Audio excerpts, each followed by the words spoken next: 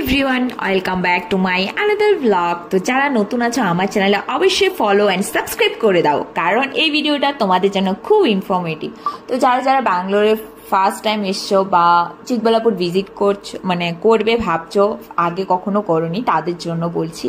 আমি যেহেতু এয়ারপোর্টের কাছাকাছি থাকি, এয়ারপোর্টের ওখান থেকে 50 কিলোমিটার ডিস্টেন্স। তো আমরা বাইকে এসেছিলাম। তোমরা যদি গাড়ি, স্কুটি বা কোনো কিছু বুক করে আসতে চাও, ক্যাব বুক করে আসলে 2000 টাকা নেয় আপ ডাউন। তো যাই হোক, আর এই যে এটা হচ্ছে সাইড ভিউটা ভীষণ সুন্দর। তোমরা একটু দিন করে যাবে, 3টে সাড়ে 3টের দিকে ওই সাইড ভিউটা ভিজিট করে দেন হচ্ছে এটা হচ্ছে মেইন গেট।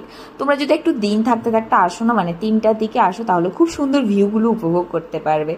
আর আসছি সব কিছু বলছি তোমাদেরকে। দেন হচ্ছে এই পাহাড়ের জায়গাটা ভীষণ সুন্দর, মানে ভীষণ ভীষণ ভীষণ সুন্দর।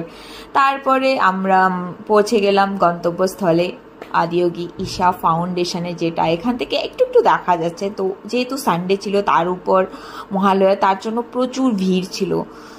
তো সেই হিসাবে লাইটিং শো, আর যেটা বলতে গেছিলাম, লাইটিং শো হচ্ছে 7:30 থেকে 7:20 থেকে শুরু হয়, 15 থেকে 20 মিনিটের শো।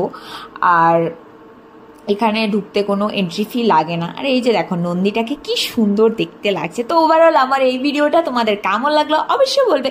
ভালো লাগলে লাইক, কমেন্ট এন্ড সাবস্ক্রাইব করে দিও। টাটা।